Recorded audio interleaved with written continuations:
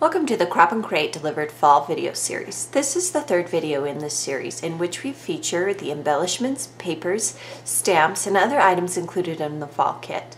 Today we are using this 12 by 12 sketch as an inspiration point for our layout. So the first thing I'm going to do is pick the 12 by 12 background paper, and I'm going to do a predominantly yellow and green layout. So I wanted to start with this yellow doily pattern paper. It does have a light blue dot on one side. Then for the centerpiece that you see in this element here, I'm going to be using the B side of this paper. It's a light green chevron. On the other side is a multi-dot, but I wanted something to kind of work off those doilies and not draw too much attention from them. And we're going to go ahead and center this right in the middle of the layout, and I simply just eyeball it when I do something like this. Then for the next piece in the layout, there is another piece of pattern paper, and you'll notice that it is off-centered.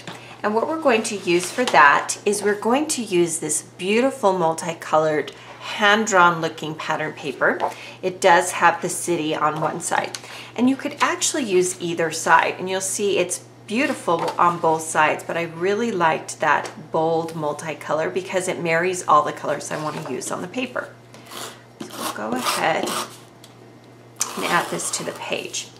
Before I add it, I want to point out on the sketch there is a scallop here at the bottom, and that would be behind this green chevron. However, I wanted to place it on the back of this pattern paper to kind of solidify a little bit more of the green. Again, we are off centering this. I do try to keep the same width on the side as I do on the top. So we'll go ahead and add that. Now before I add much more, I want to do some stamping. The reason why I do the stamping so early in the layout is that if there are any bulky items that I add later, such as in this section down here, I don't want it to mess up my stamping. We're going to do a layered stamp today. The first word we're going to do is the blessings word, which is a nice typed out font, and we're going to use Wild Wasabi, a Stampin' Up color. We'll just ink up the stamp, and then using this side piece as a guide, I'm going to press that into that green paper. And it's just barely there because I picked a green that is the same color. Now I would clean off this stamp before placing it down, but for timing's sake, I'm not going to clean it right now. And then I'm going to add the script word hello. And I love combining titles. So think about ways that you can combine the two script, or rather 3 script words, as well as the typed out titles. And you'll see what it looks like. The nice thing about a clear stamp is it allows you to see placement. So as I'm placing it down, I can determine where I want that hello word to go above the word blessings. And combined, they read hello blessings, which I thought is an appropriate fall kind of title. So I love combining the two. One option would be to use 2 different colors of ink for this technique. Now for the photos, it suggests that you use 2 inches by 2 1/4 inch photos, and 4 of them. Rather than do that, I used my Photoshop computer software to actually print 4 2x2s. And I printed them as one solid piece, and you can see this is just the HP photo backing. And I thought it would just be a step that I could eliminate. So rather than cut them all, I printed them as one. However, if you do your printing elsewhere, you can easily crop them to the suggested size of 2 by 2 1/4. I'm going to mount this onto the top of a sheet of yellow cardstock which comes in the kit. And I have cut it so that I can easily center that in the middle. And then we can add this to the layout.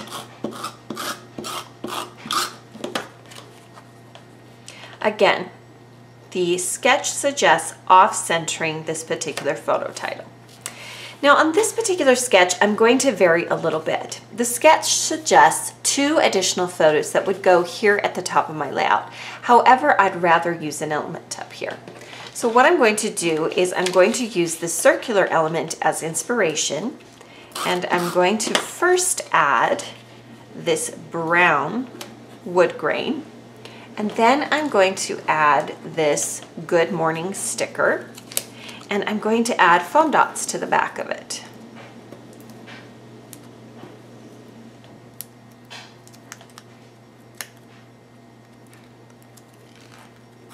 And we'll overlap the two elements. One designer tip is that because the sticker has a line of yellow running through it, I do try to match up the lines. Not necessary, but something that you can do easily to your project. Now for the title here at the bottom, I'm going to use their suggestion of a tag hanging at the bottom. We're going to use this Simple Stories graph card, and it is a pre-die cut tag, and I'm actually going to place it underneath the photo. And I want to make sure not to cover up this Hello Blessings. Then I'm going to take a Fancy Pants tag, and although it is darling and it says take note, I'm going to ignore that item at the bottom, and I'm going to also tuck it behind.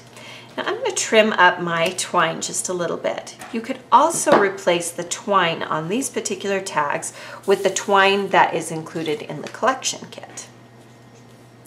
Now I'm realizing that I want to bring a little bit more yellow down here on the bottom. So I had a scrap of this left over from one of the other videos that we made. It does have the birds on the back. And I cut it slightly wider than this particular photo frame. We're going to cut it by cutting a triangle out of both ends. Now before we place this onto the layout, I'm going to take a sticker from the Basic Gray sticker sheet, and I'm going to place this sticker right across the end. And it'll go right across the center. Now I showed you in a previous video that you can easily manipulate stickers, and we're going to do that technique again.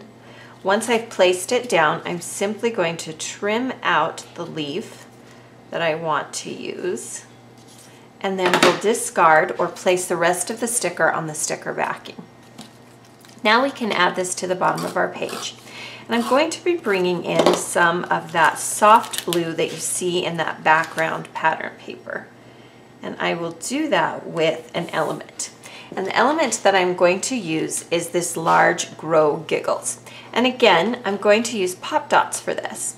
Adding pop dots that aren't too thick, but just thick enough, add a bit of shadow to the page and make it a little more dynamic and a little more interesting. This die cut is from the American Crafts collection, the ephemera pack. Then at the top here, I'm going to add this fun leaf or feather die, depending on how you look at it. And I'm going to add a glue dot to it because there is no adhesive on the back of this. And we're just creating a little triangle with 3 elements here. Across the bottom of these tags for the title, rather than using stickers, I'm going to use another die cut element from that American Crafts ephemera pack. And it says Thankful. And we're going to slightly overlap the photo. And then to bring in some more yellow, I'm going to use this charming little fox, also from the ephemera pack. And we're going to slightly overlap the title. And I think it would look better with some pop dots. So I'm changing my mind and I'm adding some pop dots.